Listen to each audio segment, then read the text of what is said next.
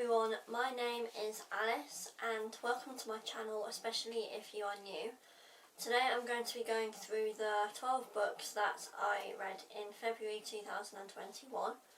So I don't have some of these at the moment because I've returned them to the library, so I'm going to be inserting a picture, but I've written some notes. Anyway, so we'll get straight on with the video now.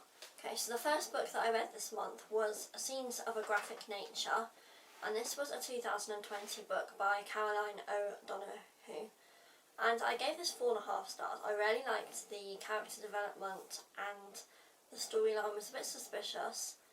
It's all a fictional story, of course, but I don't know, I got quite into the story, and 4.5 is quite a high mark for me to give a book, so I would recommend that actually. The second book I read was another one that I also enjoyed, so it was called Finders Keepers, and I gave this 4 stars. It is a psychological thriller, but it was very slow moving. It wasn't really scary, like some psychological thrillers you're on the edge of your seat. I read this one quite quickly though, so it must have been a page turner. But it wasn't like a scary psychological thriller, but it was interesting and there were twists and turns that I was not expecting. The third book that I read was a book called Get a Financial Life, and it's a book for people in their 20s, and it was written in 2009. So reading this 12 years later meant a lot of the information was out of date or irrelevant, which made it a bit not that interesting. Well, it was interesting, but it was a bit out of date. That's my fault for choosing an old book, so I'd only give it 2 stars. Then the fourth book that I read this month was called Tennis Lessons by maybe Suzanne Dickey, 2020 book, and I gave this 3 stars. I liked the lyrical prose and the way it was written. It was a bit fragmented and there was no storyline, but it was like a diary entry throughout her life from I think being about 3 years old or very small until she was in her 30s, I think.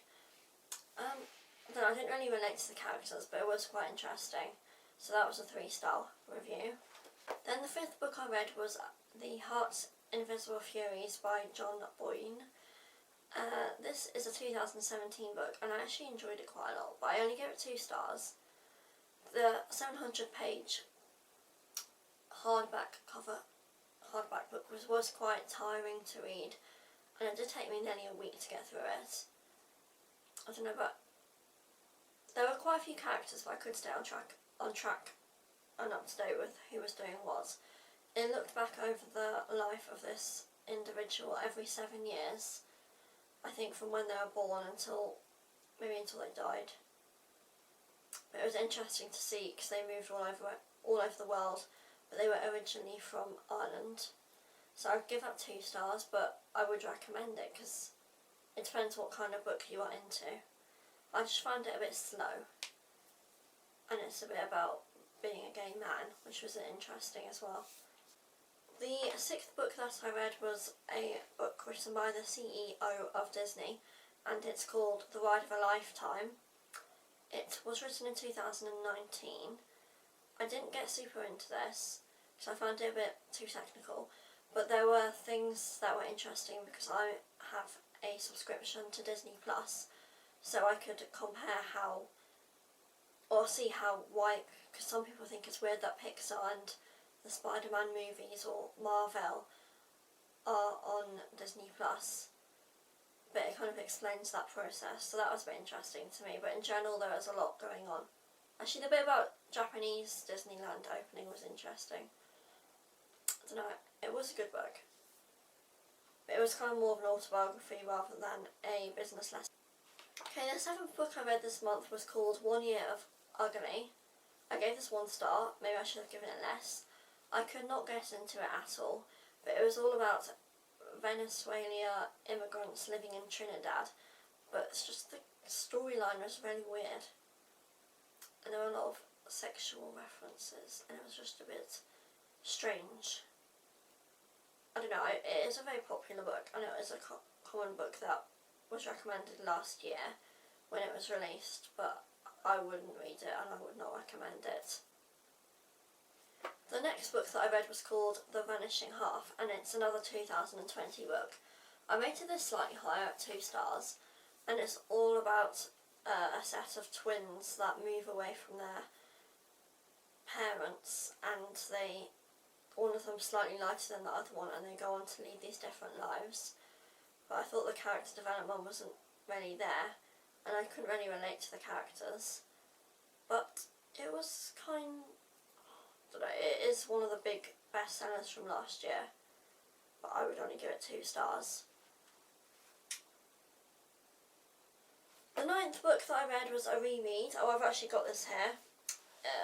Real Life Dressage. It's a 2004 book, so Hester looks very young.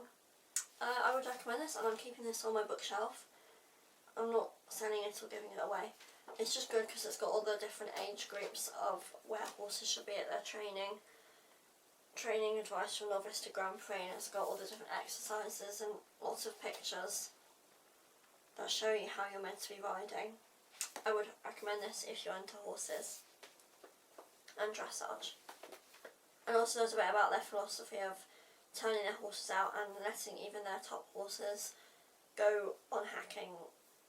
The 10th book I read was called The Lying Life of Adults, and it's also a new 2020 book. I gave this 1.5 stars, and it is set in Neapolitan, but I just couldn't relate to the characters really.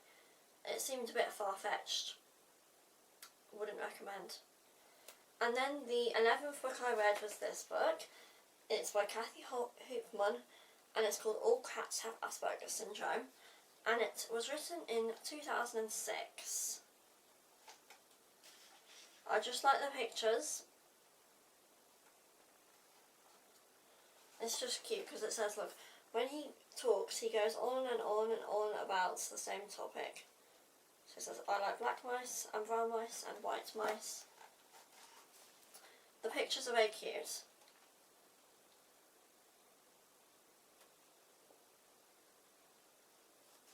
And it's just a really simplified way of describing Asperger's syndrome. Like, he is often fussy about what he eats.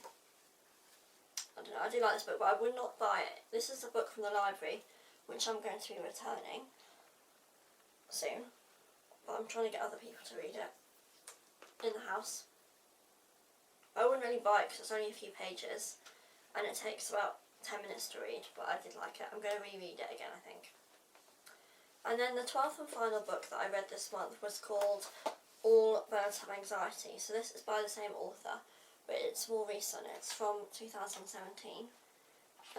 So the font is different, and it's really nice. It's got pictures of a bone. It says, your mouth goes dry, it's hard to swallow, and your stomach hurts.